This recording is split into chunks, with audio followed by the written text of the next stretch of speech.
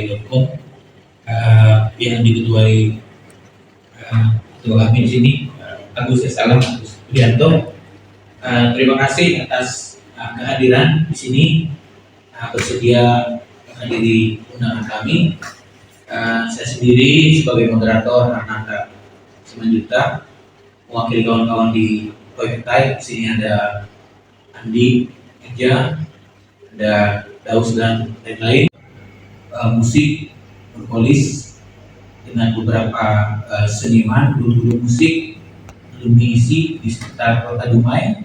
Kemudian juga kita di bulan Februari yang lalu mengadakan peluncuran buku perjuangan DBH Migas, menghadirkan tim perjuangan DBH Migas yang melibatkan kawan-kawan juga sebenarnya yang ada di sini.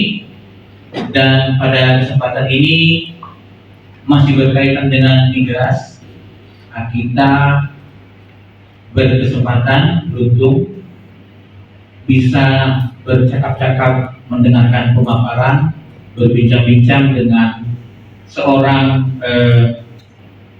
kalau mau saya bacakan ya, data beliaunya ada 12 halaman kawan. Sekali dia 12 halaman. Yang bisa kami sampaikan di sini, beliau saat ini adalah seorang pengajar guru besar di UIN di beliau sebagai pendidik lah ya, guru besar di sana. Catatan perjalanan pendidikan beliau sangat panjang lah ya. Jadi saya katakan SD 016 Tegal, kemudian pernah di MTS Bengkali juga di SMK 2 Dumai, kemudian di sarjana salah satu di teknik perminyakan kulir, hingga selanjutnya di doktoralnya di Korea ya Prof, Energy and Mineral Resources. Kemudian mengikuti program profesi keinsinyuran di ITB. Tadi Prof sempat menjelaskan IPU itu apa sih Prof? Insinyur profesional utama. Jadi insinyur ini kawan-kawan sekarang adalah sebuah profesi. Tidak semua orang yang berpendidikan sarjana teknik otomatis insinyur. Ada tingkat-tingkatannya, dan profesor muslim adalah di paling atas dari insinyur profesional utama. Dan di akhir-akhir ini sebenarnya kami paparkan sedikit ya mengenai PI 10% participating interest 10% untuk daerah. Nanti mungkin akan dijelaskan Profesor Muslim lebih panjang. Namun tentang ini sebenarnya sudah jauh sebelum 2016 sudah menjadi perbincangan, kemudian dibuat menjadi satu ketetapan di PM nomor 36 ya, 37 disosialisasikan sebenarnya sudah hampir 8 tahun yang lalu kayaknya di Pekanbaru, Provinsi Riau. Sudah pelan-pelan beberapa daerah di Riau sudah dapat partisipasi. Jadi ini bagian dari hak daerah untuk produksi migas. Kalau kemarin syukur kita bisa mendapatkan 1% dari DBH migas, hampir 400 M perjuangan kawan-kawan.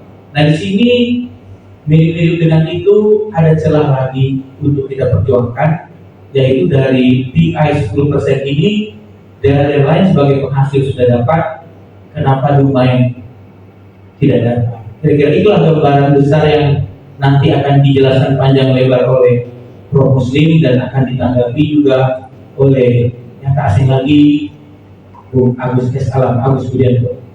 Ya, sudah panjang bukan iman dari saya. Waktu dan tempat kami persilakan. Bismillahirrahmanirrahim. Assalamualaikum warahmatullahi wabarakatuh. Bersyukur kita pada Allah SWT, malam hari ini kita diberikan kesempatan untuk bertemu, dan mudah-mudahan pertemuan kita ini selalu diridhoi oleh Allah SWT, Apa yang kita lakukan ini dicatat menjadi amal ibadah di sisi. Kemudian kita juga bersolawat pada Rasulullah yang mengucapkan sallallahu alaihi Muhammad wa ala sayyidina Muhammad assalamualaikum ya Rasulullah. Tadi saya sudah diperkenalkan, nama saya itu banyak didoakan orang bagus. Orang kalau berdoa itu Muslim itu doakan orang muslimin muslimat. Jadi beruntung nama Muslim. Saya di rumah itu tahun 94 sampai 97 tidak seramai ini waktu itu. Ya, alhamdulillah sekarang rumah berkembang besar, tapi tetap harus kita perjuangkan harus lebih banyak.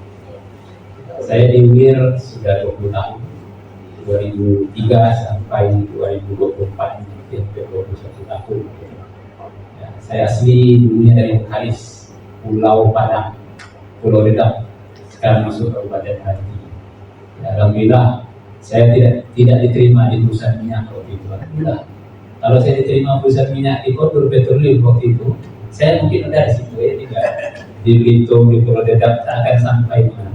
Jago kampung itu. Jadi alhamdulillah Allah itu tahu yang terbaik bagi kita. Sampai sekarang saya bisa kuliah di luar negeri, sampai sekarang saya bisa menjadi profesor guru besar bidang peminyakan. Nah, itu karena saya hikmah tidak diterima. Jadi kalau kita tidak diterima di suatu itu, yakinlah ada hikmah di sebalik itu. Dan kita tidak tahu rencana Allah lebih baik daripada rencana kita.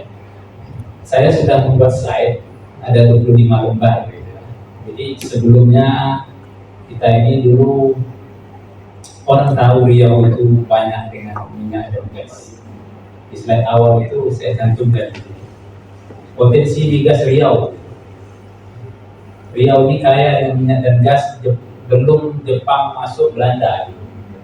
Masuk Jepang ditemukan lapangan minas itu. Sampai sekarang hampir 100 tahun.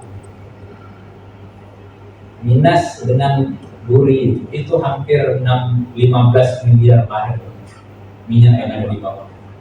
Belum lagi lapangan-lapangan Kota Batam dan lain lapangan. Secara teknologi minyak itu tidak akan pernah habis. Tidak akan pernah habis. Secara logika pun tidak akan pernah habis. Karena minyak itu sebenarnya bukan hanya ada di dalam bawah permukaan, tapi ada di kepala orang yang mencari. Selagi dia mau mencari, pasti akan. Dan terbukti sampai sekarang, ya, minyak disampaikan orang dulu 10 tahun yang lalu habis. Tidak juga habis. Hari ini orang akan bilang 10 tahun lagi akan habis. Tidak juga habis. Sekarang yang diproduksikan itu hanya minyak yang konvensional. Yang diproduksi sekarang itu namanya minyak konvensional. Masih ada jumlah minyak yang lebih banyak namanya non-konvensional, dan itu menjadi sumber-sumber energi itu. Dan sekarang PHR kan sudah mengukur minyak non-konvensional. Kita tahu dulu Arab Saudi sebagai produser minyak nomor 1 dunia. Sekarang udah kalah dengan Amerika. Kenapa? Karena Amerika menemukan minyak non-konvensional. Jadi produksi mereka di atas Arab Saudi karena mereka mengambil minyak dari non-konvensional, dan itu ada di Indonesia termasuk di Pekalongan, termasuk di Cekungan Sumatera Tengah. Jadi sumber minyak kita sebenarnya masih sangat banyak, cuman susah diambil. Kalau saya mandang hikmahnya apa? Tidak habis di generasi. Jadi generasi berikutnya akan juga merasakan bahwa minyak itu bermanfaat bagi semua. Jadi itu saya sampaikan tentang potensi minyak yang ada di Eropa. Di Sumatera ini namanya Cekungan Sumatera Tengah. Disitulah sumber minyak dan gas untuk Pulau Sumatera. Di Indonesia lebih dari 120 cekungan. Ini kita baru bicara Sumatera aja baru. Cekungan Sumatera Tengah. Seluruh Indonesia lebih dari 100 cekungan. Artinya tak perlu khawatir sebenarnya. Cuman dengan teknologi sekarang terbatas. Kalau dulu mudah ngambilnya, sekarang sudah diusul. Itu pasti ada hikmahnya. Itu terkait dengan potensi minyak. Artinya apa? Selagi minyak itu ada, DPH kita akan dapat. Kemudian ditambah sekarang ada PI yang baru didapat di akhir tahun 2023. Riau Petroleum, perusahaan yang ditunjuk oleh provinsi, dapat 3,5 triliun. hanya dari Pertamina Hulu Rokan. Hanya dari Pertamina Hulu Rokan. Pertamina Hulu Rokan itu ada 7 kabupaten kota, termasuk Dumai dan Pegadaian. Tapi yang dapat hanya Bengkalis, Siak, Rohil, kemudian nanti Kampar sama Rohil. Itu padahal 7 sebenarnya. Ini yang mau saya sarankan ini diperjuangkan. Karena sebenarnya yang menghitung ini kemarin saya terpanggil waktu itu di awal Agustus ya, terkait dengan BPH. Saya diminta pendapat. Saya kasih pandangan. Dumai itu bagian dari eksplorasi dan eksploitasi. Eksplorasi nggak ada di Dumai, tapi eksploitasi, transportasi, pengumpulan, shipping itu di Dumai. Jadi kalau dikatakan kita tidak ada sumber minyak, betul. Tapi prosesnya itu Dumai ini ada di dalam. Makanya di debat kemarin saya ngasih statement seperti yang bagus ya. Dengan statement saya itu kan membuat keyakinan kawan-kawan. Gak apa-apa gak ada minyak di sini, gak apa-apa gak ada sumber minyak. Tapi kita masuk ke dalam sistem yang lain. Dan itu berhasil. Keberhasilan itu sebenarnya tidak disangka oleh orang. Sama dengan PI ini, saya telepon beberapa pihak di Dumai. Saya kasih tahu, Pak, ini ada dana PI, perjuangkanlah. Nggak bisa, karena aturan sudah tertulis. Ini tipe birokrat kita nggak mau sulit. Pokoknya kalau sudah ada aturan, udah kita harus rubah undang-undang. Itu aja kalimat dari birokrat. Padahal ada celah yang bisa kita dapat. Contoh, BPH kemarin dapat. Ini lebih mudah lagi. BPH hubungan ke pusat. PI hubungannya, kalau pandangan saya kita hanya ke Gubernur Riau untuk mendapatkan itu. Karena dananya sekarang dikelola oleh Riau Petroleum. Riau Petroleum itu saham terbesar dalam provinsi.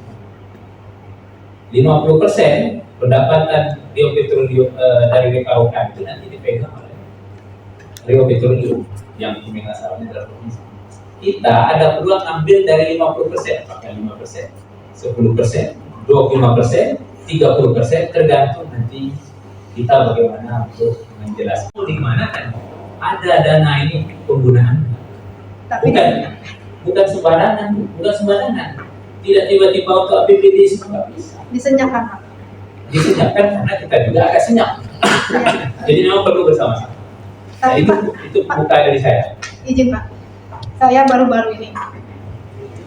dari Dirjen Migas Pak, dapat peruntukan untuk Rokan Hilir, pengeboran di sana Pak. Sebelumnya kita survei dulu, terutamanya di Dumai bagian Bukit Timah. Kita udah lihat Pak semuanya. Dan kita sekarang juga lagi proses untuk saya sudah dapat investornya. Ini pembukaan. Komentari dari Pak silakan. Saya ngomong tak berhenti. Semangat. Iya. Tentang potensi tadi sudah disampaikan. Kemudian saya juga sudah menulis itu. Kadang orang banyak bingung apa DBH apa. Saya tulis di media massa supaya apa? Jangankan orang umum, pemerintah, terutama pemerintah provinsi, kabupaten, eksekutif, legislatif, belum bisa membedakan apa itu PI, apa itu DBH. Sehingga mereka beranggapan dua ini sama. Dalam artian apa? Kalau dana PI dapat, langsung digunakan untuk APBD, langsung masuk rekening pemerintah. Itu di tingkat provinsi waktu itu seperti itu. Padahal DBH itu langsung ke daerah, PI itu bisnis to bisnis, dan konsepnya itu pun berbeda. DBH itu bagian pemerintah yang dikeluarkan untuk daerah. Dia kan 84,5 dengan 15,5. 15,5 nanti itu untuk kontraktor, 84,5 itu untuk pemerintah. Kita dapat dari 85,5 setelah dikeluarkan semua, baru daerah dapat BBH. Kalau PI yang dari kontraktor tadi 15,5 itu kan bagian kontraktor.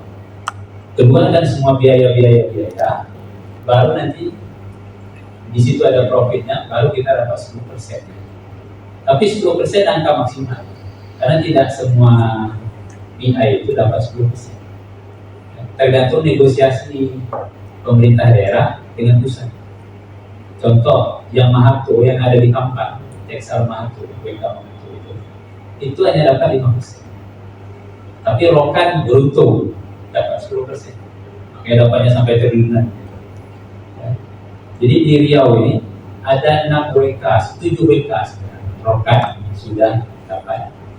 Kemudian yang pertama sekali WK Siap. Kemudian WK Kampar berbalik dengan Rokan. Kemudian kemarin WK Mahato. Ya. Dalam waktu dekat nanti WK Bentu. Kemudian WK Malakastre. Ada WK Selat Panjang. WK Selat Panjang provinsi memberikan 100% kepada mereka. Dapat 10% itu murni nanti dikelola oleh Kabupaten Siak. Namanya WK Selat Panjang, tapi dia di bawah Kabupaten Siak. Jadi kadang anehnya itu orang pikir, orang banyak tahu juga di media massa ada terkait WK Selat Panjang di bawah berarti, padahal namanya saja, tapi itu di bawah Kabupaten Siak. Nanti 50% Siak, 50% pemerintah. Jadi dalam artian Siak itu akan dapat bersih dia. Dana PI itu bagi dua dengan pemerintah provinsi. Tapi tergantung pemerintah Kabupaten Siak, dia mau 50% atau mau 60-70. Tergantung negosiasi dengan provinsi. Termasuk dengan kabupaten lain. Jadi dari dana PI kalau kita di Dumai mana yang kita ambil, kita harus petakan nanti. Perusahaan minyak mana saja yang menggunakan fasilitas kita. Maksudnya itu mulai dari pipa, penampungan, pengapalan, penjualan gitu ya. Itu nanti harus dipetakan. Jadi bukan hanya Rokan. Contoh, SPR Langga menggunakan fasilitas kita. Ya kan? Nanti harus dipetakan lagi WKWK mana. Tapi kalau tidak ada hubungan dengan Dumai, nah itu mungkin kita tidak dapat kalau kita ambil aja pasti. Prof tunggu dulu Prof ya. Mungkin kawan-kawan tadi belum dapat yang dimaksud dengan WK dan kenapa tiba-tiba langsung melompat Dumai langsung untuk dapat ini. Jadi kan karena sebenarnya di PM itu kan yang dapat itu kan yang punya reservoir ya Prof ya. Iya, bahwa perjuangan kita kan bagaimana kita masuk ke sana itu ya Prof. WK itu wilayah kerja. Ada wilayah kerja Rokan, sekarang kan PHM. Ada wilayah kerja Langga, SPR Langga. Ada wilayah kerja Siak, ada wilayah kerja Kampar, ada wilayah kerja Bentu, ada wilayah kerja Malakastre, ada wilayah kerja Selat Panjang Bro. Jadi wilayah kerja WK itu maksudnya. Kenapa Dumai mau kita usulkan berjuang untuk mendapatkan itu? Karena tadi dalam siklus industri minyak itu ada eksplorasi dan eksploitasi. Sementara Dumai tidak masuk daerah eksplorasi kecuali nanti kecuali nanti kalau ada perusahaan baru yang membor di Dumai, ada perusahaan baru gitu ya. Kemudian nanti produksi mereka sekian barel per hari misalnya, itu Dumai akan otomatis bisa dapat, tapi harus diurus. Otomatis dapat, tapi harus diurus. Kalau tak diurus, enggak dapat. Misalnya ada perusahaan X membor di Bukit Timah, produksi minyak dapat 500 barel per hari, itu harus diurus oleh pihak Dumai dengan skema yang ada, supaya kita dapat 10%-nya di situ. Tapi kalau Dumai dengan Dumai sendiri, yang ada wilayah kerja itu, sebenarnya 100%-nya di daerah Dumai. Tapi provinsi nanti akan ambil porsinya di situ 50%. Tapi harus diperjuangkan kita bisa lebih. Provinsi misalnya dapat 30-40, kita yang lebih besar. Itu kalau ada sumur di Dumai. Sekarang kan kontennya nggak ada. Dalam bahasa mereka nggak ada nih Pak. Dan itu sudah ditandatangani. Itu nggak bisa kita lupa sampai 20 tahun ke depan. Kecuali ada perusahaan baru. Jadi itu Rokan, kita nggak bisa lupa kan. Dumai tidak masuk. Tapi Dumai masuk dalam 7 wilayah, termasuk Pekanbaru. Bengkalis dapat sekian ratus miliar, Siak dapat sekian ratus miliar. Dari yang PI 33,5 triliun kemarin gitu ya. Kita tidak apa-apa nih Pak Gus. Apakah kita mau diam saja atau mau kita perjuangkan? Itu saya bilang, saya sudah komunikasi dengan pejabat-pejabat Tempo Pekanbaru, tapi mereka beranggapan itu tadi tidak ada dalam kita. Kalau mau berubah lewat PPRI, kalau itu panjang urusannya. Kalau saya mikirnya ini kemauan pemerintah daerah, eksekutif, legislatif, dan tim dan keinginan itu kita harus memperjuangkan hanya lewat gubernur. Itu pandangan saya gitu ya. Karena dana itu turunnya ke Rio Petroleum, dengan saham itu adalah Provinsi Riau yang paling besar. Jadi kita rumah ini, maksud saya itu harus memperjuangkan supaya dapat dengan penjelasannya. Iya. Bisa dapat ya Pak? Kalau saya yakin dapat. Bisa dapat ya Pak? Ya, saya Dari ini pun juga bisa dapat Pak. Oke, untuk sementara gitu dulu bro. Silakan ditanggapi Pak Ketua. Ya. Ya.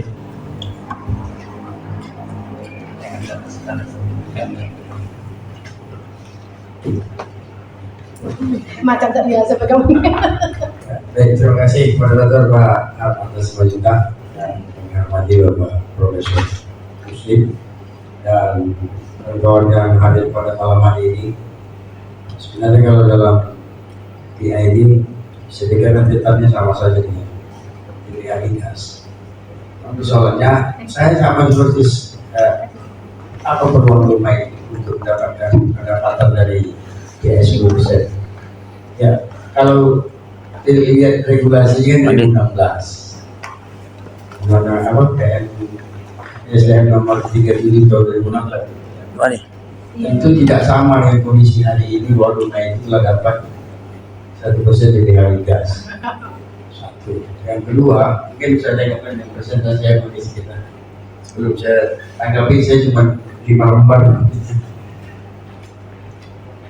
Bisa dilihat kan?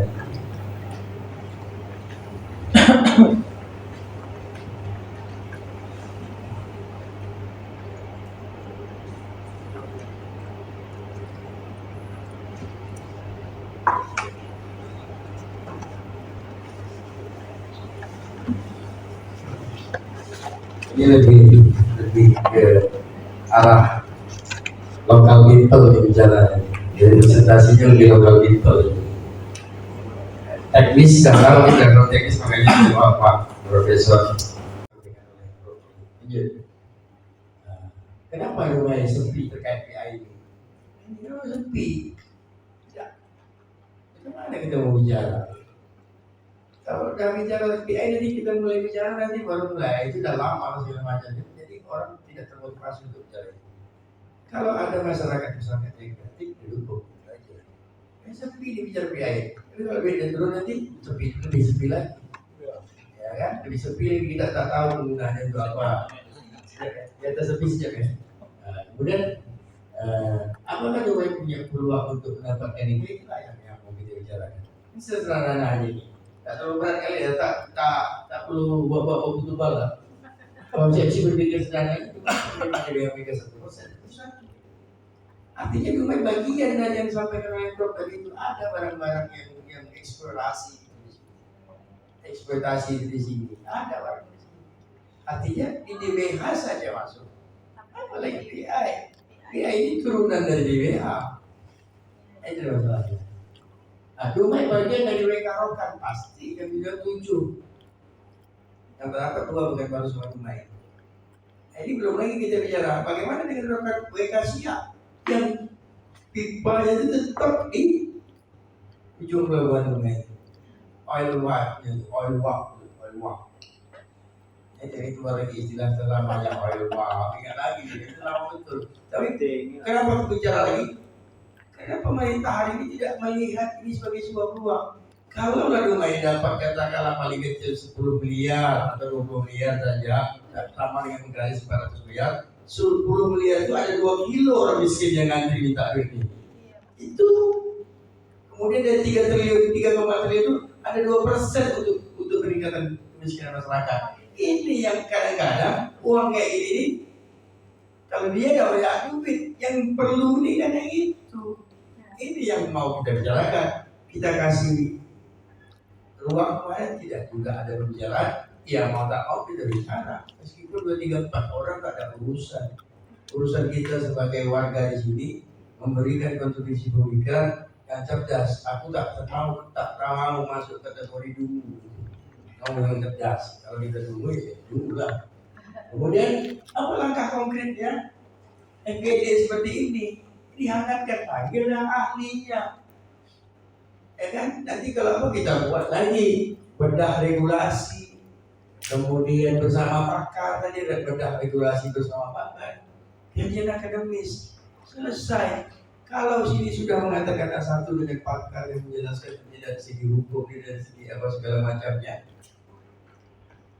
aku pikir ini sama dengan perjuangan DPH yang di DPR RI itu menyatakan satu tidak ada nolak bahwa itu berhak untuk menerima DPH karena dia bukan merubah undang-undang, tapi hanya keputusan Menteri SDM yang salah yang mengatakan bahwa rumah itu tidak punya WLF, tidak punya reservoir tempat minyak tampungnya. Betul, kalau bilang ada memang tak banyak punya pemangku di rumah, tapi pemangku di kau itu tidak akan pernah sampai ke negara luar dijual kalau tak lewat oil walk di rumah ini. Tidak bisa diukur uang negara itu ada berapa kalau tidak ada lifting di sini. Tidak bisa ditampung dari GS itu masuk di storage tank yang ada di Bukit Batu itu 5 juta barel, tak bisa. Itu rumah. Bahkan lebih banyak fasilitas migas di rumah daripada di daerah eksplorasi. Kalau di eksplorasi aja wellhead, kemudian GS, pipa rumah lagi. Kalau di rumah tempat tampung, pipa salurkan lagi, ada lifting, adalah oil uapnya, ada segala macam. Jadi wajar. Jadi yang namanya undang-undang perkeadilan itu semua daerah yang terlibat terkait dengan eksplorasi dan eksploitasi itu harus mendapatkan hak terhadap daerah masing-masing. Nah, simpul rasionalnya itu dua berpotensi untuk mendapatkan pendapatan dari pihak seluruh itu kenapa dia? Itu aja pertanyaannya. Saya orang tadi ada mahasiswa di sini karena mungkin di agak bentrok dengan acara bola, mungkin kan, tapi tak apa-apa. Fokus ke bola. Ya, nanti setelah ini mungkin kita akan review lagi. Ini sederhana, nanti kalau kita pikir bahwa kita terlambat, sudah. Hari ini sudah dibagi, tahap pertama ini. Ya ini sudah dibagi hampir 3 triliun, 3,5. Kalau kita masuk di situ, paling tidak hari ini 2% dari 3,5 triliun untuk kesejahteraan masyarakat, banyak dapat bagian. Itu yang saya bilang tadi, ada 2 kilo atau 8 kilo lah orang miskin yang berbasis itu dapat bantuan. Atau bisa menurunkan starting dari 2,3% menjadi 0,3%. Tidak starting. Tidak mantap. Itu yang paling penting bagi kita, aktivis yang memikirkan bagaimana rumah itu bisa memperoleh pendapatan yang lebih dalam rangka meningkatkan kesejahteraan, bahkan kebahagiaan masyarakat dan pembangunan, ya kita support. Itu tugas kita lah yang ngerti. Kalau kita ngerti terus kita tidak menyebarkan pemahaman ini kepada orang-orang yang tidak tahu, jadi kaparat juga nanti jadinya. Kita ngerti tapi kita tidak beritahu sama orang kaparat. Nah, jadi kita beritahu bahwa ada dana ini dan peluang rumah itu besar. Untuk membuktikan itu kan kasih kajian akademis, buat diskusi bedah, panggil pakarnya, mau di fakultas teknik perminyakan lebih pas. Nah itu yang bidangnya. Ini bagian regulasi, orang yang di dalam perut bumi tadi bisa dihitung berapa minyaknya segala macam, apalagi regulasi yang sudah tertuliskan. Kalau memang PM 37 tahun 2016 ya, 16 itu tidak bersesuaian ini, kita bisa direvisi nanti. Tapi paling tidak hari ini dua modal kita untuk mengatakan kita dapatnya itu. Saya sepakat dengan Profesor Muslim tadi. Pertama, Dumai adalah bagian dari WKI. Kemudian Dumai adalah bagian daripada instrumen-instrumen eksplorasi dan eksploitasi itu di sini. Ini secara jelasnya tinggal bagaimana kita menyampaikan persoalan ini kepada pemerintah. Sama halnya. Tinggal bagaimana bentuknya dari dalam PI yang dijelaskan oleh Pak Profesor. Saya pikir saya tidak membantah, cuma ini menselaraskan saja bahwa pemikiran saya dan Pak Profesor sama bahwa ini ada ruang bagi Dumai untuk mendapatkan pendapatan dari DPH migas ini. Sebentar lagi. Oke, perlu pakar, kita kembalikan dulu ke pakarnya Prof. Selesaikan dulu baru nanti kita tanya jawab. Cuma Prof sebelum itu saya tergelitik nih Prof, mungkin nanti bisa sekalian disampaikan. Sebenarnya kan mulai 2 tahun lalu itu kan sudah keluar DBH, sudah untuk Dumai, sudah dapat ya. Jadi sebenarnya kalau ada nawa itu ada niat baik dari pemerintah, tidak langsung dieksekusi di PI 10% ini 2016. Karena ini kan mereka punya tahu bahwa ini aja diributkan mereka.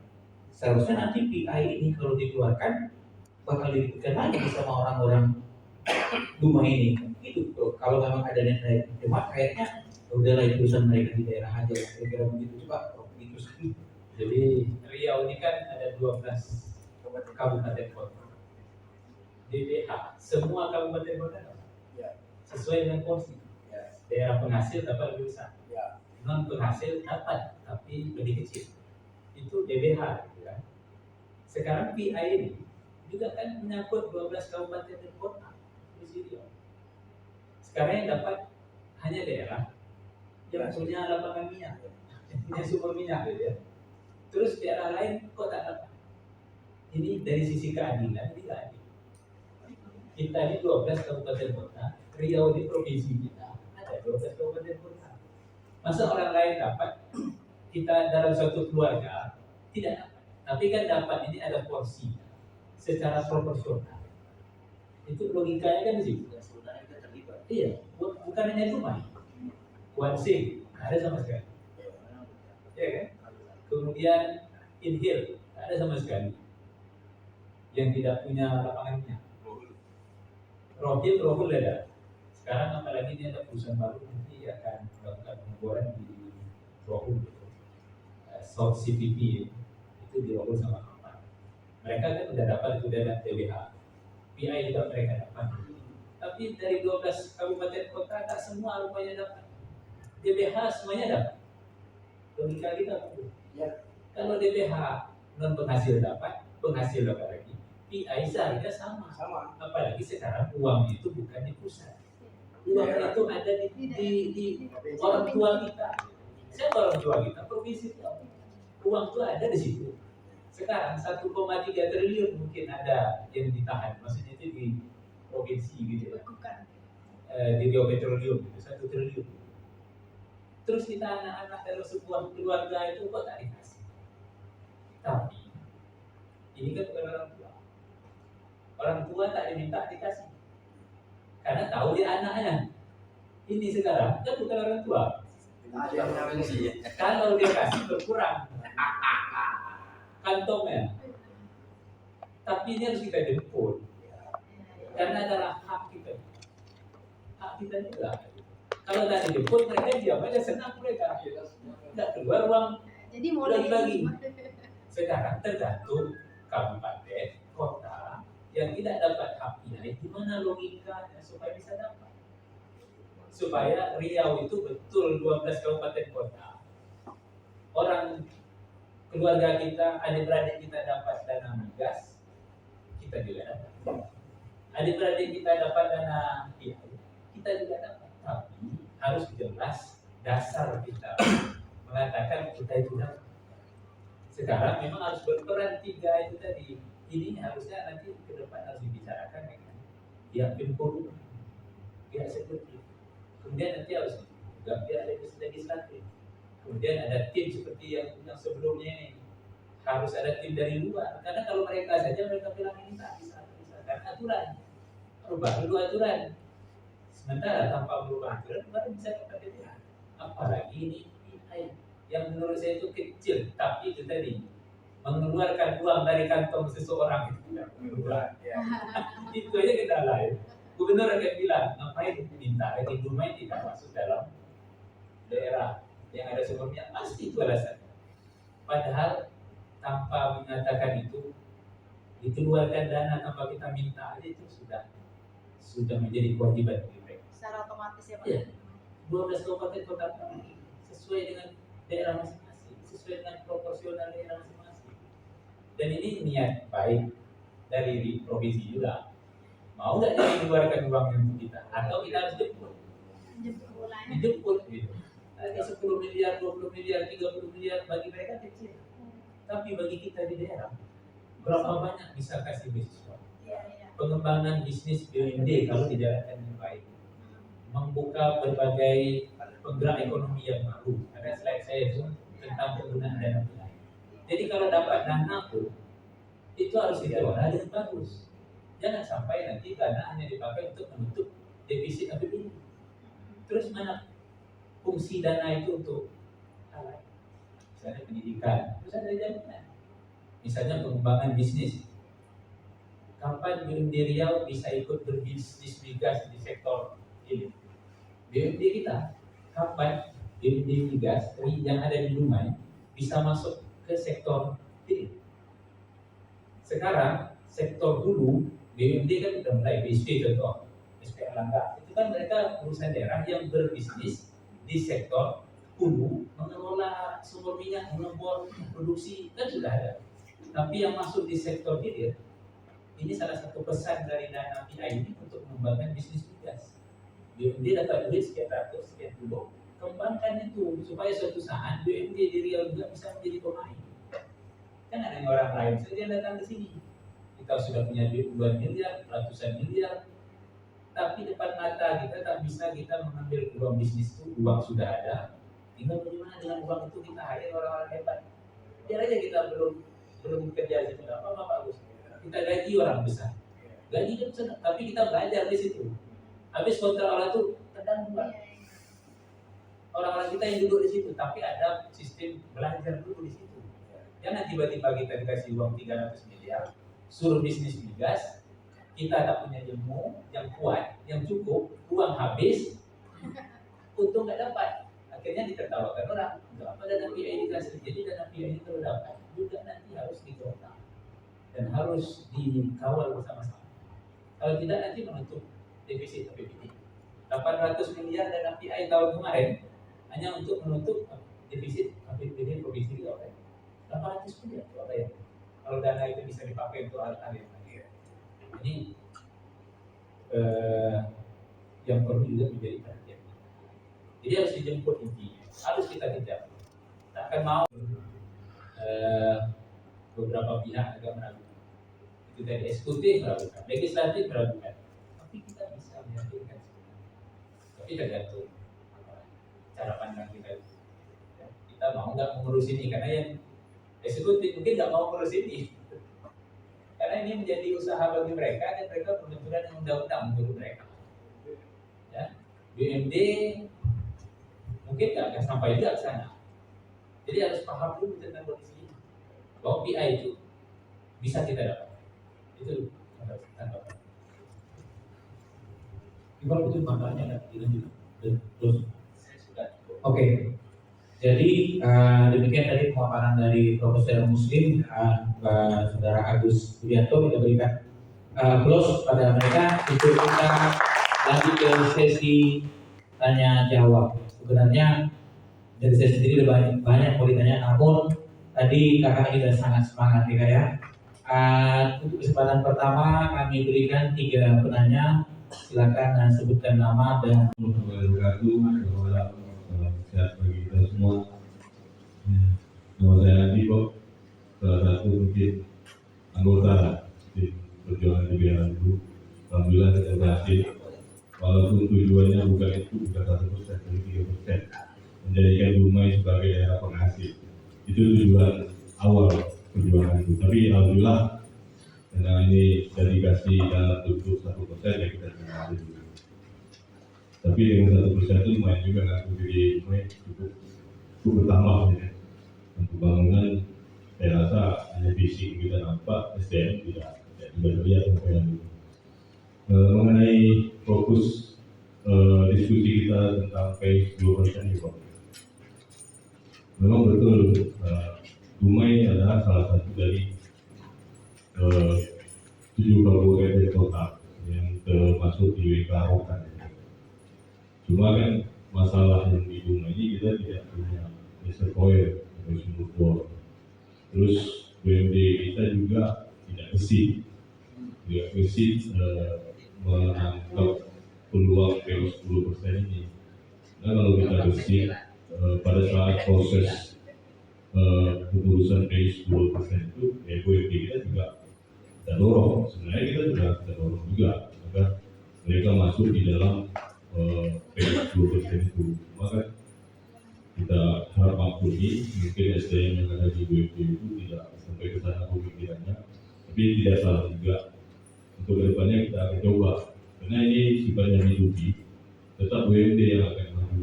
Saya rasa itu bentuk, bukan pemerintah. BUMD yang maju, karena ini ada perdanya juga.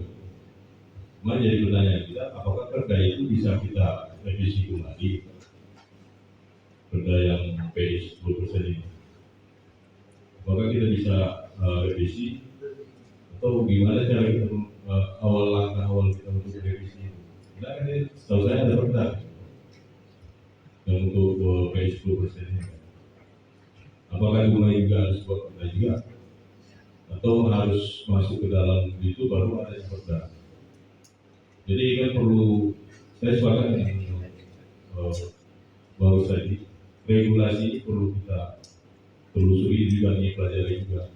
Jangan kita tiap PI 10%, cuma regulasinya seperti apa, agar jangan salah angka juga kita ke depannya. Karena kita tak tahu UMK yang 70% itu cuma Bumai dan Pekanbaru itu yang dapat. Selebihnya itu mereka dapat. Dan kita juga harus telusuri berapa sih PE yang untuk lokal ini. Yang 10% itu berapa sebenarnya yang provinsi dapat. Terus berapa pembagian dari setiap 5 kabupaten kota, dan terus bagaimana pembagiannya terhadap kita. Hitungannya itu kan perlu kita ajukan juga ke provinsi agar mereka juga ngerti kan. Kami juga bagian dari wilayah kerja, kok kami tidak dapat. Tentu orang itu membutuhkan bagaimana perhitungannya untuk melihat. Bukan tadi bilang provinsi dapat 40%, kan tidak semudah itu provinsi mau kasih 50% ke daerah. Dan hitungannya seperti apa? Ini perlu kita kaji juga bersama. Saya rasa itu dia, Bro. Saya terima kasih. Langsung aja, Bro. Ini harus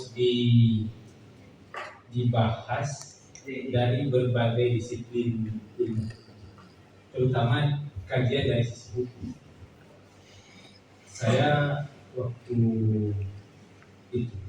itu ditunjuk sebagai tim independen dari Fakultas Teknik Budaya gitu ya, khususnya program studi permintaan, ditunjuk oleh gubernur berdasarkan kesepakatan dengan 5 kabupaten kota tadi, agar tim saya yang menghitung berapa banyak cadangan minyak yang ada, setiap kabupaten itu nanti berapa persen kontribusinya. Jadi nanti berapa persen Bengkalis dapat, Siak dapat, itu memang hasil hitungan saya dan tim. Itu merepresentasikan persentase yang akan didapat. Ya. Sehingga gubernur waktu itu menetapkan, setelah disepakati oleh semua pihak, menetapkan Bengkalis dapat sekian belas persen, Siak dapat sekian. Itu yang 5 kabupaten yang dapat hak itu. Ya. Apakah nanti itu bisa perlu diubah atau tidak? Itu kan perlu dilihat dari sisi hukum. Memungkinkan diubah atau tidak? Saya kan orang teknik ini ya. Saya memang dari sisi hukum saya tidak bisa melihat seperti apa. Tapi memang perlu orang hukum memandang ini, menelaah ini. Kalau perda itu diubah, kalau dari sisi saya yang 50% itu yang kita coba ajukan. Ya. Karena yang lain kalau saya kita ganggu juga. Tapi yang 50% provinsi itu di mana celah kita bisa masuk. Nah, inilah peran kawan-kawan di bidang hukum yang bisa melihat. Kita tidak ganggu yang lain, tapi karena yang paling banyak dapat 50% kan provinsi ini. Sementara Pekanbaru dan Dumai kan tidak dapat ini.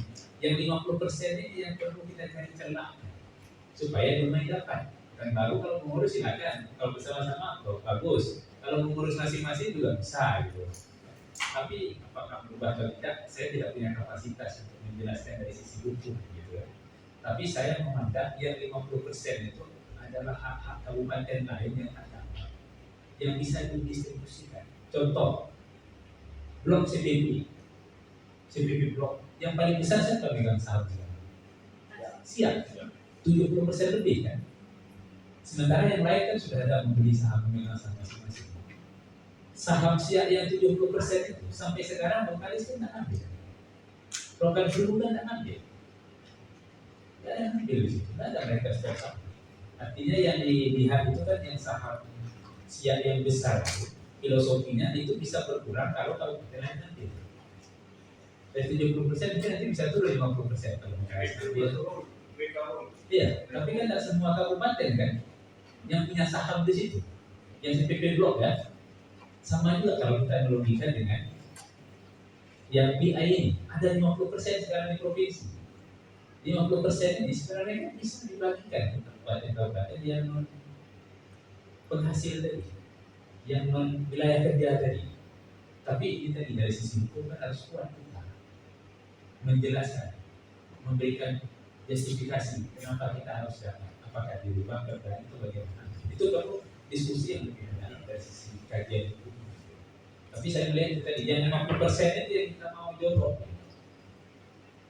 Berapa mau ngambil tergantung kita menghitung nanti untuk Dumai ini porsinya berapa.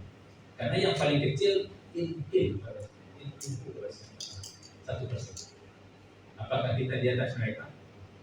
Apakah kita di bawah mereka?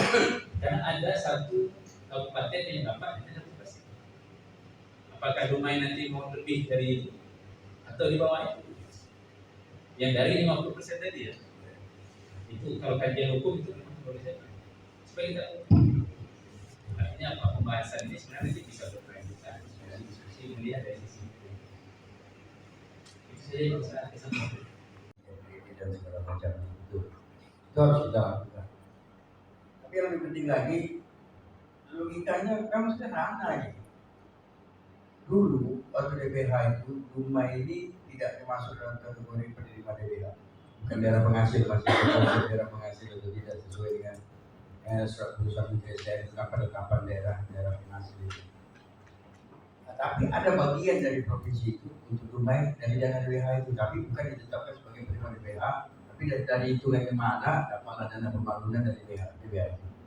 Kalau tahun sebelum kita menerima DBH 1% itu sekitar 50 M. Semua 13 kabupaten kota dapat.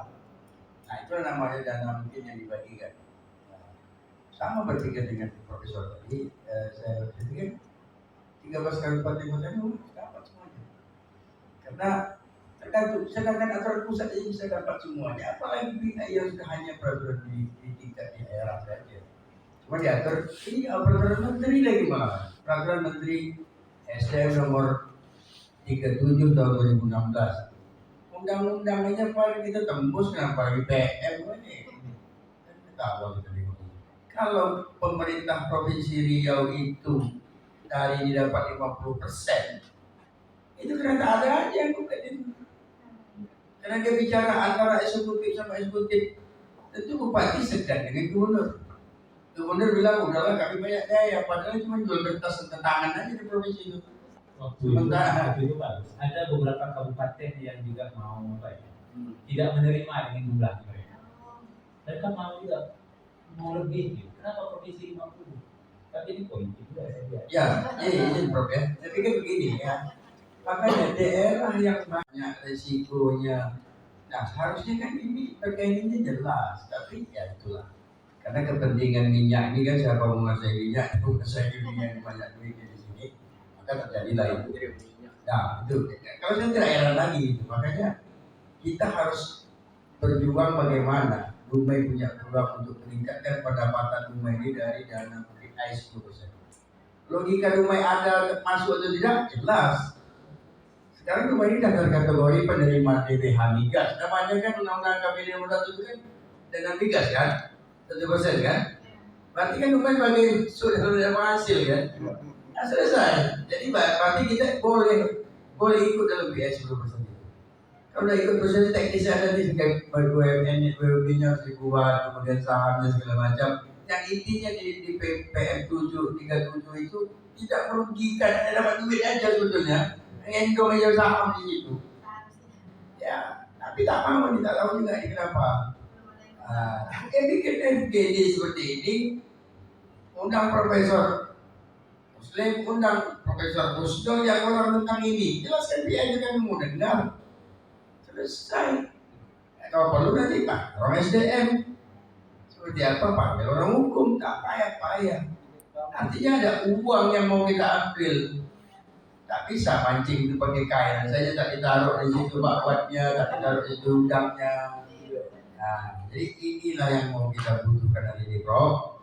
Artinya Dumai ini bukan hanya potensi PI 10%. Ini ada contoh. terkait dengan DBH sawit. Kita ini terkategori sebagai daerah perbatasan langsung dengan daerah penghasil sawit. Dalam undang-undang DBH sawit itu dapat 20%. Tapi dalam Permen Menteri Keuangan nomor 1 tahun 2023 nyatakan bahwa DBH sawit itu ada akibat dari pendapatan ekspor buat ini segala macam yang ada di Dumai. Sebenarnya Dumai bukan dapat 20% yang hari ini 16 miliar, tapi maunya tambah lagi, misalnya 30% kalau tak pakai apalah tak kilun, apalah tak tapak kalun tak dapat barang itu. Kalau dibilang udahlah cukup, udahlah bagi tuan-tuan memang sudah ya, udahlah ini aja. Tapi bagi yang di bawah ini yang masih mengail satu hari itu malam aku tidak dapat di laut tuh, ya dah. Para pencari kara-kara yang miskin dan segala macam tiap hari harus nelayan tukang becak yang hidup ini di angka 30 miliar itu 55 M itu campakkan di situ. Waduh, sejuk kotak tuh bulan juga. Jadi inilah yang mau kita desak supaya jangan rasa comfort zone. Kalau ada uang yang bisa kita gunakan dan kita dapat dari uang hak kita di situ, ya kita ambil. Ya kita perjuangkan. Jangan kita akan terus desak pemerintah yang apatis terhadap hal-hal yang bisa menumbuhkan pendapatan dan meningkatkan pendapatan rumah. Tunggu, ya enggak? Udah mulai keras sedikit. Alhamdulillah, terima kasih atas kesempatannya. Ini Bukan nama Pak. sebut nama ya, nama saya Ismail bin Abdul Aziz. Ya kalau memang ini tidak ada yang satu yang saya garis bawahi dan terkait dengan 10% ini. Sebenarnya kita ada masalah, bro. Cuma kemarin kami berpikir perbelasanon aja. Perbelasanon.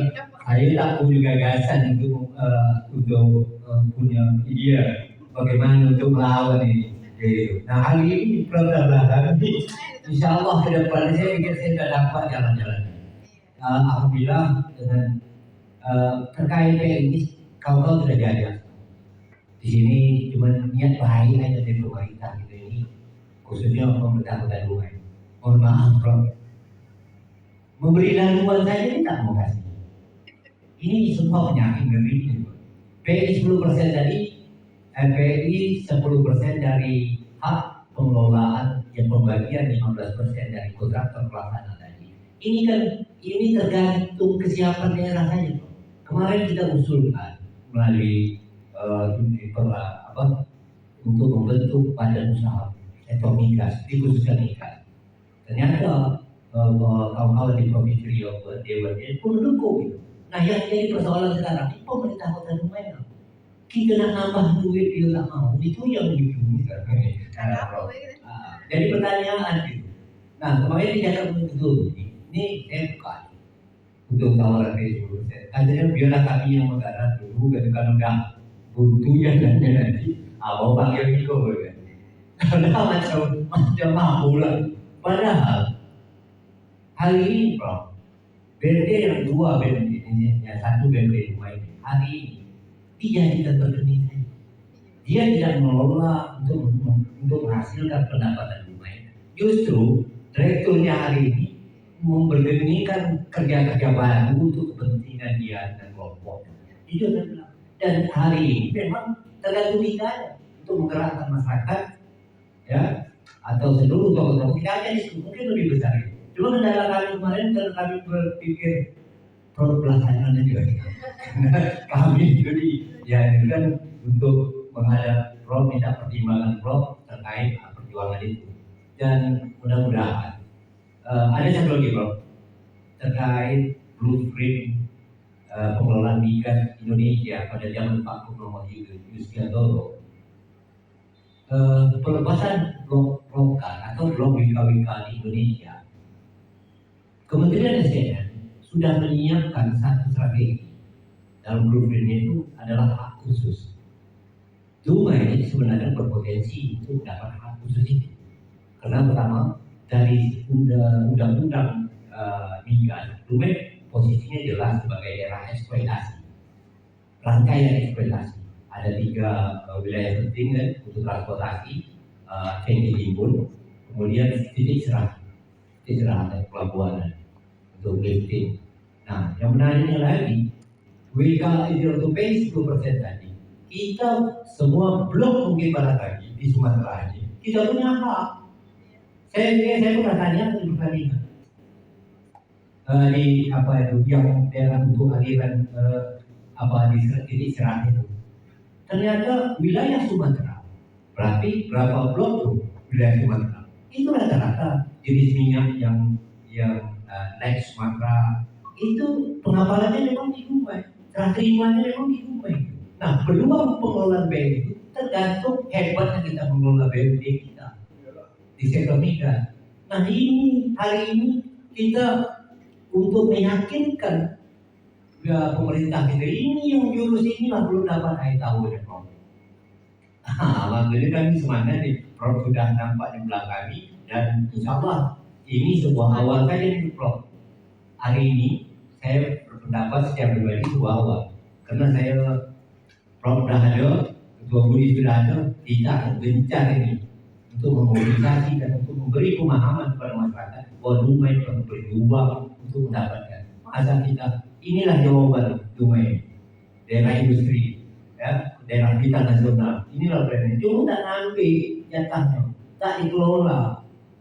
Lucu loh mindset pemerintah ini. Memang betul-betul lucu juga. Tak mikir oleh kepala ini. Apalagi itu loh. Saya bersyukur betul nih pertemuan ini. Alhamdulillah kami sudah berpendapat Prof bagian menjadinya membuka mengerok yang gelap selama ini. Nah, pemerintah ini habis ini kita dengarlah lantik aja Dewan DPRD kita mulai hearing kita genjot untuk mengelola PS 10% ini jelas undang-undang. Nah, mungkin dari saya itu aja Prof semangat ini. Terima kasih. Assalamualaikum. Iya. Ada pertanyaan? Langsung ah. Ya sudah. Jadi emang selama ini kan saya di Baru itu kan gitu. Iya. Saya itu harus nekat.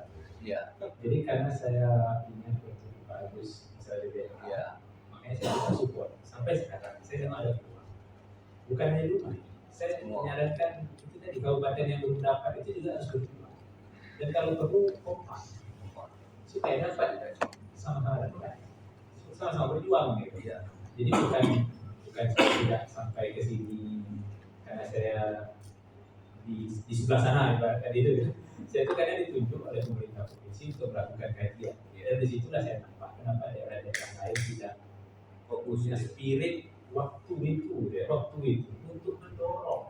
Tapi udahlah, Ya, itu ya. sudah tanda tangan. Dan Prof udah menghubungi sebenarnya di sini. Sebenarnya waktu itu saya tidak langsung menghubungi pihak-pihak yang kabupaten terkait. Tapi ini kan sebenarnya hak kawan-kawan yang masing-masing. Tapi tidak ada pihak itu dari Dumai, dari Pekanbaru gitu. Tapi itu sudah ditandatangan sudah.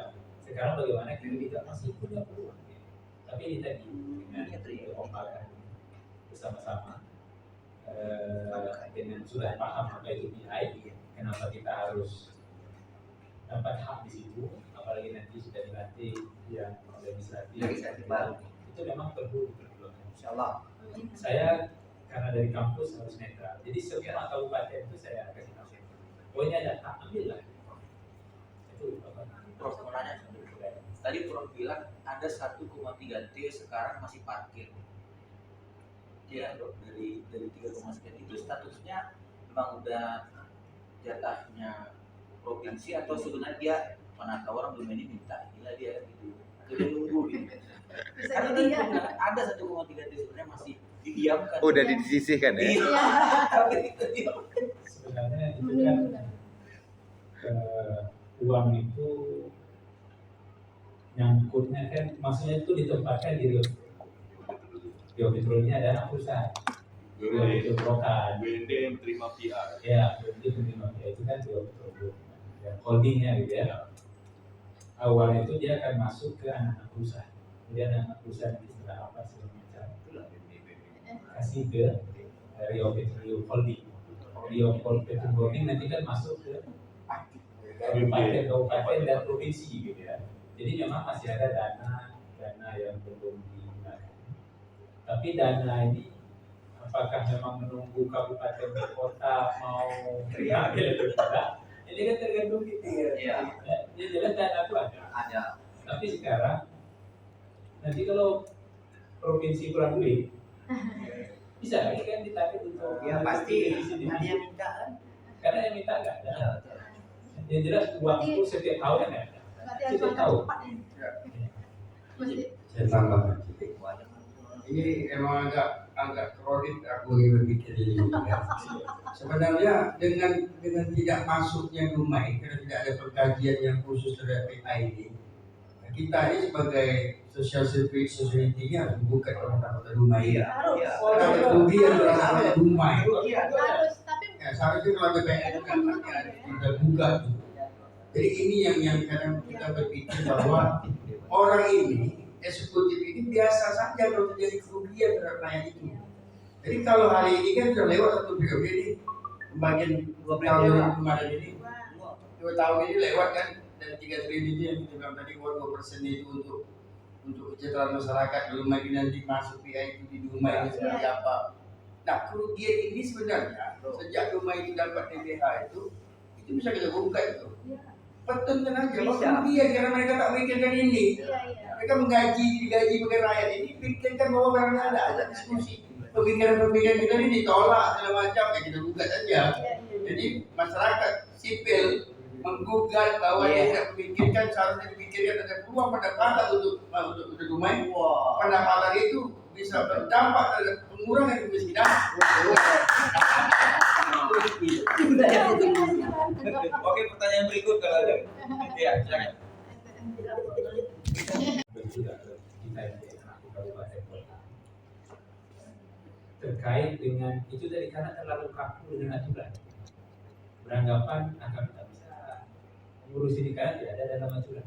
Artinya kan pemahaman di tingkat daerah belum begitu kuat, belum begitu paham bahwa kita ini dulu punya hak dulu. Kalau dia sudah tahu kita ini ada hak untuk mengambil itu, tentu dia akan memperjuangkan lewat BUMD tadi karena bisnis ya. Dan BUMD kan punya keterbatasan. Kalau tahu dia punya keterbatasan, libatkan orang yang paham untuk menjadi tim task force atau apa, supaya bisa mendukung. Kalau dia tidak paham, tidak mau bertanya, tidak mau mencari, kita juga udah tak mau ribet gitu. Pokoknya yang ada sekarang itu mungkin dikelola walaupun ada nampak di atas karena terlalu kaku dari sisi melihat aturan tadi, sehingga beranggapan pekerjaan sia-sia. Padahal tidak. Jadi pemahaman di daerah, maksud tadi pertanyaan apakah BUMD kita punya SDM yang ada atau tidak gitu ya. Kita memang harus lihat dulu track record direktur BUMD kita. Ada nggak nyangkut selama ini ke masalah-masalah migas? Kalau tak ada nyangkut tahun, bagaimana dia mau paham tentang bisnis migas, peluang-peluang migas, gitu ya? Kita lihat track record setelah dia dulu lah, ada nggak arah-arah ke sana? Yang bisa menjadi pemimpin, dia kan nanti saham di provinsi itu tergantung daerah-daerah, ada sekian persen, gitu ya. Itu juga tidak harus BUMD bisa BUMD apapun bisa. Karena waktu saya ketemu dengan gubernur waktu itu dengan wakil pemikiran SDM, ada salah satu di Jawa kalau saya nggak salah mereka cerita BUMD yang bergerak di bidang air itu juga bisa pemegang saham. Tapi dia kan nyantol ke Riau Pitulungan, maksudnya itu. Ini kan Riau Pitulungan. Riau Pitulungan ini ada 5 kabupaten yang terlibat tadi. Itu masing-masing ada saham di situ. Itu akan ditunjuk oleh bupati atau wali kota. Di mana ditunjuk untuk sebagai dan BUMD tempat menerima dana PI. Tapi kan dana PI itu kan kita bukan pemegang saham pasif. Kita kan harus aktif. Saya melihat peluang lain. Kalau kita sudah punya 10%, pemegang saham 10% kan. Di sini ada kabupaten-kabupaten kota terlibat. Kita tahu 1 tahun kegiatan mereka itu apa. Karena kita memegang saham. Disitulah kita BUMD itu nanti bagaimana kita punya bergening mengambil peluang-peluang kegiatan di sini. Walaupun kita nggak punya uang, walaupun kita pemegang saham minoritas hanya 10%, tapi kita dalam rapat tahunan, kita ikut. Tapi siapa yang ikut? Direktur utamanya. Direktur utama harus kita ingatkan.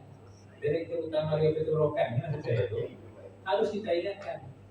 Dan beliau juga harus betul-betul paham bagaimana perhitungan dana tadi.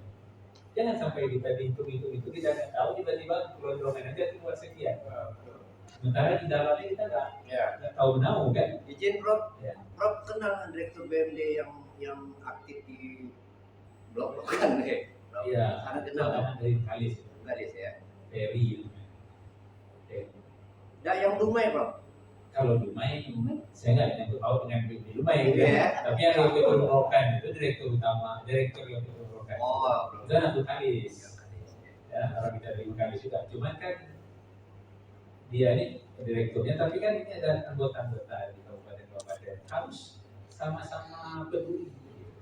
Gak bisa hanya sekedar nerima ya, kita nggak tahu hitungan orang Pertamina seperti apa. Jangan ada silap itu. Betul betul. Kita terima ya. Betul betul. Karena bisa dihitung kan berapa keuntungan listing dari PHR dalam 1 tahun. Wih, Berapa puluh triliun? 70? 80 triliun? 10% berapa kira? Kalau 70 triliun, berapa kira? 10% 7 triliun. Terus selama 2 tahun kita dapat berapa? 3,5 triliun. Iya. Tapi harus ada hitung-hitungan lagi ya, orang akuntansi, orang hukum, kita harus hitung semua. Karena kita ada nyicil. Prof, itu angka jadi andai-andai itu angka sebenarnya jadi Sebenarnya Hampir. Kita lihat di pemerintah. Hampir, Pak, hampir. Pemerintah. Kita lihat bisa buka. Berapa keuntungan Pertamina mengeluarkan 2020, 2021, 2022, 2023, berapa keuntungan Pertamina? Itu kan data publik. Bisa kita akses kan? Kalau keuntungan bersih saja 70 triliun 1 tahun, 10% 7 triliun. Iya. Tapi ini kita kan harus lihat data dulu. Iya, ya. Karena kita kan harus dipotong nih. 10% itu kan betul salah. sebenarnya problem mancing kita nih, kita tahu sih. Iya. Tapi Kita mau itu. ini kita bicara regulasi kok sebenarnya. Kita pasti harus beregulasi dulu gitu. Karena birokrat itu dasarnya aturan. Mereka tidak akan berani melanggar aturan. Ketika kita aturan yang dikatakan ini, mereka tidak akan berani melanggar. Setelah saya pelajari yang tentang Permen 37 tentang BI, memang di situ disebutkan ada persoalan tuh. Pasal 5 itu yang di persoalan itu adalah disebutkan pelanggaran reservoir cadangan minyak dan gas. Ini dari pegangan dari provinsi. Bahwasanya cuma tidak dapat karena nggak ada reservoir. Aturan ini sebenarnya harus diubah. Artinya ada redaksi, penambahan redaksi bukan hanya reservoir, tetapi ada fasilitas pendukungnya di dalam proses pendapatan biaya itu. Kita di Dumai, asumsi analisa saya, kita punya fasilitas. Kenapa itu tidak dimasukkan untuk kita mendapatkan biaya? Terutama kita disebut juga sebagai wilayah kerja. 7 wilayah kerja lokal. Kenapa 5 kabupaten kota? Nah, jadi saya analisa memang di Permendagri itu, permen itu harus ditambah redaksinya. Ada itu fasilitas pendukung untuk mendapatkan biaya itu. Dan ini kan baik lagi kita perjuangkan permen 21 itu Bang. Yang bahwasanya disebutkan bahwa yang dikatakan daerah penghasil daerah yang mempunyai wellhead, bukan berdasarkan undang-undang migas. Kalau migas kegiatan sahur, kegiatan lain. Sementara permen partisipasi intern ini itu mengacu juga undang-undang migas. Artinya permen ini yang harus kita gugat.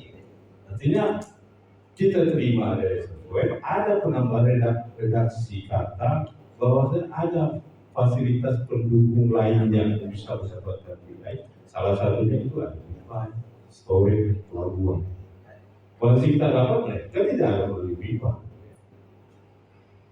Ya kan? Karena presiden interest itu ampara reservoir cadangan minyak dan gas. Itulah hasil perhitungan saham dari setiap kabupaten kota itu yang dihitung oleh broker itu. Penggaris dapat 40%, karena dihitung BPT-nya. Minyaknya berapa nih? Oil berapa? Ampar berapa? Apalah sekian, dan sahamnya sekian. Tetap 50% bagi 20% Riau. Kalau kita mau ngambil yang 50% dari Riau, kita juga harus masuk di dalam permen itu. Kalau tidak ada redaksi bahwasanya ada fasilitas pendukung di situ, kita tidak berdapat. Karena regulasi menyatakan reservoir. Saya rasa itu yang harus kita identifikasi. Terima kasih, Bro. Tambah sedikit, Prof. Izin, Bro. Ini pemahaman saya ini bukan orang teknik perminyakan dan bukan juga orang hukum. Tapi hari ini kita sudah bisa membunuh keputusan Menteri terakhir nomor 241 yang mengarah lahir lagi dengan pemikiran kita. Ternyata pemikiran ini juga bisa membunuh sesuatu yang tidak berkeadilan. Contoh dalam terakhir keputusan Menteri SDM nomor 241 itu mengatakan bahwa daerah penghasilnya kepala OLT dan reservoir itu dipakai 20 tahun namanya. Dan itulah 20 tahun itu aku nggak dapat kegiatan ini. Salah satu lahirnya undang-undang KPD segala macam berdasarkan hasil dari keputusan yang tidak berkeadilan itu. Kan lumayan fasilitas. Apalagi yang namanya peraturan SDM tadi ini, ya kan di undang-undangnya saja. Cuma itu adalah di dalam lampiran tambahan undang-undang itu dibunyikan titik serah itu ada, titik serah itu kata titik serah itu ada. Nah, ini kan sama seperti persis, makanya dia lahir kan tahun 2016. Perjuangan kita kan 2020, Bro. 2021 lah, 2021. Susah digoyang lah. Tidak wajar saja kalau dia masih berpikir pada pasal 5 tadi itu. Yang tidak punya reservoir sama lah dengan keputusan menteri waktu itu. Keputusan dan peraturan menteri itu kan sama yang negatif menteri juga. Dia tidak mengerti lah tentang adat. Ya, kalau ada peraturan yang lebih tinggi, PP, dan itu ada undang-undang, peraturan menteri ini kan harus mengacu kepada peraturan lebih tinggi. Ya, ada peraturan yang khusus, ada peraturan umum mengacu pada peraturan khusus. Itu kaidah usul fikih hukum Islam, hukum Indonesia itu, usul fikih itu konsepsi dasarnya itu. Nah, jadi maksud saya, kalau di Permen SDM nomor 37 itu, ya memang sudah tidak relevan. Makanya kalau hari ini kita bicara itu, kita bisa angkat bahwa lahirnya Undang-Undang KPD nomor 1 bukti bahwa tidak relevansinya peraturan pembagian DBH itu. Artinya cuma dapat dengan Undang-Undang KPD nomor 1. Inilah saya sampaikan dalam makalah saya jadi agak lima itu, buat FGD ini, buat diskusi, fasilitasi, kita undang bapak-bapak ini kebetulan datang aja ini, mau jadi calon wali kota Alma ini kita sekaligus kita dengarkan apa itu udah begitu kita ini. Ya, jadi maksud kita ini yang macam gini yang dihidupkan di Republik ini supaya kecerdasan itu tetap terbangun. Jangan kerumunan aja yang kita pelihara. Jadi PI itu ada nafas, ada semangat kenapa dia terus terus.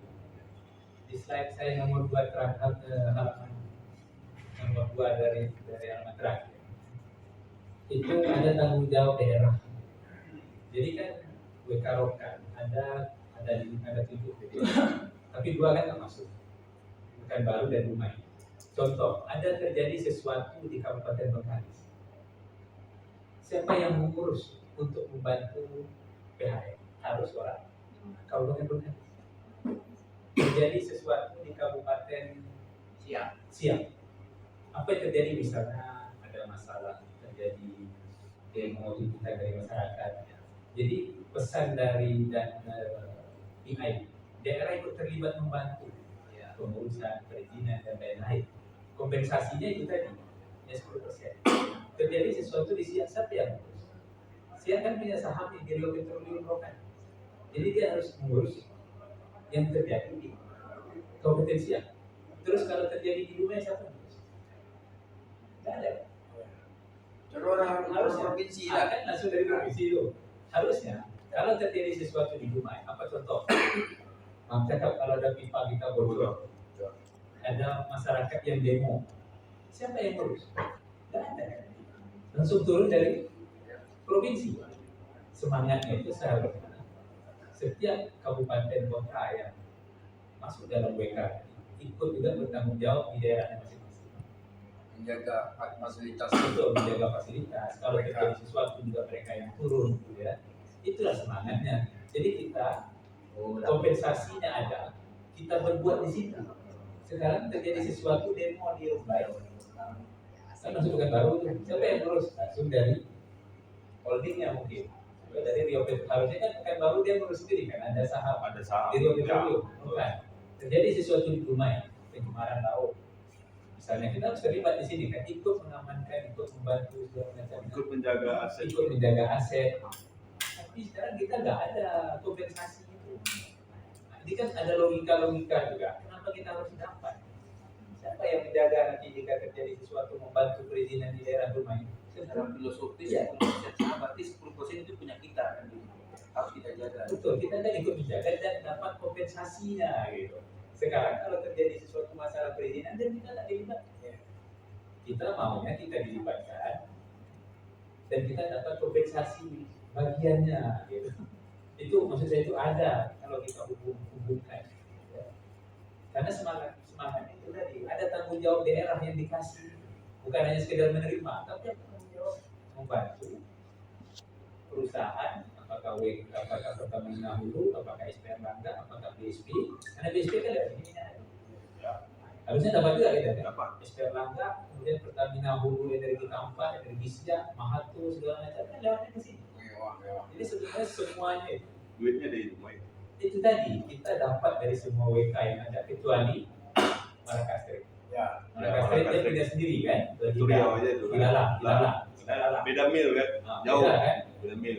Kita dapat itu, tapi yang lain yang di Pulau Sumatera yang khususnya Riau, semuanya kan ke sini. Kita punya tanggung jawab untuk membantu, memfasilitasi, mendukung semua program kegiatan, tapi kompensasinya kita dapat dana dari BSP dan lain-lain. Itu kalau saya lihat itu ya, kenapa kita harus dapat? Itu balik lagi ke BMBR itu. Saya konkretkan saja di sini. Saya pikir gini, ya kan? Ini apakah karena ketidaktahuan atau kedunguan pemakaran? Bayangkan saja dari kesimpulan ini kita bisa lihat bahwa PI itu bukan hanya di WK Rokan, WK Siak, WK Mahathir, ini kan? Contoh, Nah, WK Langga. jalan tol dari Pekanbaru sampai Dapat cuma itu, dapat juga dapat. Ya betul. Ada berapa kabupaten? Tol aja. Kita dapat fee. Apa lagi minyak yang lewat, gas yang lewat, baru kita bicara minyak. Kalau gas juga mau kita hukum. Udah basic izin. Rekomendasikan dari hasil FGD ini, kalau mereka tidak setuju, teken surat, ya eksekutif dan DPR teken surat gitu, ya urus ya, dan bayar kan. Jadi maksud kita nanti setelah ini akan ada gerakan untuk memberikan kepahaman kepada mereka. Karena apa? Mereka comfort zone, nyaman, bahkan tinggal ngolah APBD saja. Nah, jadi maksud kita tidaklah frontal dan brutal, tapi ingin mencerdaskan bahwa kalau ada pendapatan yang bisa kita terima, pendek umurnya, kalau orang tak mau pendapatan itu diambil, itu pendek umur itu. Atau kalau tak bodoh, idiot, atau hati. Jadi maksud kita, marilah kita susun ini nanti. Tugas kita masih ada. Pertama, setelah FGD ini kan akan mengerucut beberapa persoalan potensial rumah itu dapat bukan hanya dari WK Rokan, tetapi dari WK CPP Blok dan yang lain-lainnya yang nanti potensial nanti bisa kita ukur dan segala macam. Ini kita sampaikan. Terlepas dari tidak ada anggaran segala macam, oindetai.com siap untuk jadi sponsor ini. Oke. Jadi Profesor Mudir jangan bosan-bosan nanti kita undang ke sini. Mudah-mudahan beliau ini besok mengantarkan formulir pendaftarannya. Oke. Jadi salam dari kita semua. Serius itu di PDI Perjuangan. Oke, baiklah kawan-kawan ya. Ini bukan kampanye ya, tapi memang kebetulan datang sini kita tak terbayar kalau datang nih. Kalau dia datang saya ambil di sini untuk diskusi. Oke, Ini paling penting. 155. Nah, terus simpulkan yang Ya, nah, jadi kalau kita mau menyimpulkan Kalau saya pikir tadi dari pemaparan bahan PPT-nya Pak Ketua itu udah itu semua. Iya, itu dia dari siapa ketua dia kalau ketuanya begini gitu dia dari siapa. Jadi ngomongnya bisa diskusi bebas gitu ya. Mungkin yang kami minta sekarang dari Bung Agus dan Prof closing statementnya lah Prof ya. Bagaimana kira-kira kedepannya ini gerakannya, apakah konkretnya begini lah Prof ya. Jika diperjuangkan, apakah dalam 2025 lah misalnya ini mungkin untuk dapat bunga itu aja yang konkretnya ya. Kalau setelah dari 1,3 T itu saya tidak tahu itu uang apa sekarang kan. Tapi jika memang dibentuk tim, kemudian bisa bergerak, kemudian seperti tadi dibilang Bang Is tadi anggota DPR yang baru, DPRD yang baru, dan bisa atur barisan kan, karena bagaimanapun kita perjuangkan Bung Agus, ujung-ujungnya kan memang harus yang legal formal yang berjalan kan, harus dari tim dari pemerintah juga kan, dan nanti kan BUMD-nya ini memang harus BUMD yang pemerintah juga kan nanti jadinya kan. Jadi bagaimana kira-kira konkretnya sekalian dengan konsisten kan? Pertama, karena Dumai masuk dari 7 kabupaten kota di Bekarokan, ini diperkuat dengan kita mendapatkan ditetapkan sebagai daerah penghasil. Ini memperkuat kita untuk itu yang pertama. Yang kedua, PI itu nanti yang bisa kita dapatkan bukan hanya dari Bekarokan, tapi semua yang titik serahnya itu ada di Dumai, itu potensi berapa itu ya nanti. Kemudian memang perlu ada lanjutan. Ada tim yang dibentuk dengan berbagai disiplin, ada orang hukum sudah pasti. Kemudian orang-orang yang bisa memperkirakan sebenarnya potensi-potensi yang dapat itu berapa kita bisa perkirakan. Sifatnya estimasi. Itu orang-orang ekonomi berbeda. Jadi artinya perlu lintas ilmu dalam disiplin. Ya. Apakah kita 2025, 2024 tergantung kecepatan. Saya kan orang teknik mikirnya simpel aja. Uang itu sudah ada di gubernur. Kita tidak berurusan dengan DPR, tidak berurusan dengan menteri. Saya lihat uang itu ada di gubernur. Semakin cepat kita urus, semakin besar potensi kita dapat. Cuman kita harus bisa menerima berbagai alasan dari pihak Provinsi Riau untuk tidak mengeluarkan dana itu. Ya. Banyak sekali alasan. Regulasi pasti. Ya, regulasi sudah pasti. Itu pasti. Jadi itulah tantangan terbesar kita. Belum apa-apa, besok banyak alasan. Oh, regulasi. Saya membaca berita BBH Meranti itu kan kecil terus sekarang 2024. Tapi apa jawaban dari pemerintah pusat? Pendapatan Meranti jauh lebih kecil dibanding dana yang dikucurkan oleh pemerintah pusat. Contoh misalnya pendapatan Meranti yang kalau sekitar 100 miliar, pemerintah pusat mengirim dana mungkin 3 kali lipat dibanding itu. Ini bisa nanti jadi bantahan dari Provinsi Riau. Kami mengirim dana ke Dumai ada berapa ratus miliar, tapi ini kan kita perlu data. Ya. Sehingga mereka menjawab, kami sudah berikan banyak untuk Dumai. Terus meminta apa lagi? Itu pun tidak level sebenarnya. Itu tadi, tapi perlu antisipasi maksud saya. Mereka akan menjawab kami mengasih dana sekian untuk Dumai. Minta lagi dari dana pihak itu perlu kita antisipasi dan itu harus punya data yang lengkap, punya orang yang mampu untuk menjelaskan. Dari mana? Dari tim itu. Kalau kita harapkan pemerintah Pemko kecil, karena mereka mungkin beranggapan sudah berani jadi dapat belum tentu. Nah, itu apa saya salah satu yang perlu saya sampaikan adalah kita itu punya spirit dan punya semangat. Dan libatkan mahasiswa dan komponen lain, bahwa ini adalah hak mereka. Kalau dapat mereka dapat porsinya. Jadi bukan hanya untuk Pemko untuk apa tidak, tapi juga mahasiswa perlu ikut dimana. Ya. Apalagi dimana orang tahu kan.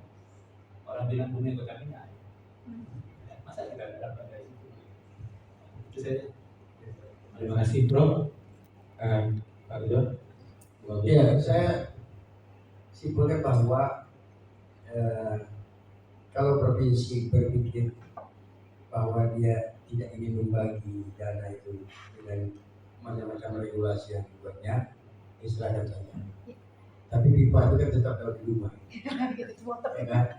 Sama dengan saya juga waktu masih zaman kami lah itu ketika CPP itu. Ya, tapi macam itu. Ya, kita datang 30 duduk di sini di pipa ini macam akhirnya kan CPP itu dikelola oleh Siap. Masih ingat almarhum dari Johan sampai ke Yusuf dan segala macamnya, kalau berdua itu Ramlan, satu Ramlan Comel dan segala macamnya. Kita masih ingat itu masa kami. Tapi intinya yang kita buat dulu, kita buat kajian, ya kan? Kalau soal ada aturan yang bertentangan, ya yang lebih bertentangan itu ketika di Meranti ada kemiskinan ekstrim 60.000 kakak dari jumlah 200 penduduk Meranti, minyaknya turun, BH sawitnya terdapat, DBH rendah segala macam, provinsi dapat diri, ya ini banyak hal lah. Saya tidak mau ungkapkan di sini khusus minyak ini semuanya, tapi sangat tidak etis ketika daerah yang bermain di wilayah minyak, masyarakat yang masih ada miskin, masih ada yang stunting, masih ada yang kurang pekerjaan karena pendapatan dan segala macamnya. Ini ya. Kalau memang dana itu bisa berlebih, ya tidak. Udah tidak cocok lagi logikanya. Ketika ada uang yang mau diambil, kita menolak pengambilan uang itu. Pindah aja lah dari Riau ini ke Pulau Depan dengan jadi bekerja sawit sama Maria, adiknya Matias. Terima kasih. Assalamualaikum warahmatullahi wabarakatuh. Ingin menambahkan, Jadi ya, sedikit menambahkan apa yang disampaikan Bung Agus, bahwasanya tidak ada aturan dan hukum ketika bertentangan dengan keadilan. Saya kira itu yang terima kasih. demikianlah kawan-kawan diskusi kita malam ini. Fokus grup discussion walaupun agak bergeser ya, tapi saya rasa benang merahnya sudah kita dapat pada malam hari ini dengan jelas tadi dipaparkan oleh Prof. Muslim dan Bung Agus bahwa setelah ini perlu aksi konkret, perlu memang dibuat gerakan yang lebih konkret dengan orang-orang yang lebih mumpuni, interdisiplin ya Prof ya, agar cita-cita kita memperoleh PI ini bisa berhasil. Kawan-kawan, kami ucapkan terima kasih dari OIPTI. OIPTI tidak akan berhenti mengungkapkan atau memediasi kegelisahan-kegelisahan positif ya Bro ya. Seperti hari ini, di hari-hari yang akan datang kita juga akan memfasilitasi terus gerakan-gerakan kita ini. Mudah-mudahan di dalam waktu yang dekat, Prof tadi 2024 uang sudah ada ya. Kalau Prof bilang saya melihat artinya itu dalam makna yang sebenarnya. Kalau memang nampak sama Prof itu bukan dalam makna yang saya melihat dalam makna apa ya Prof, memang nampak sama dia, saya melihat 1,3 T itu. Ya, jadi itulah, terima kasih dari kami, salam PVTI, selamat malam.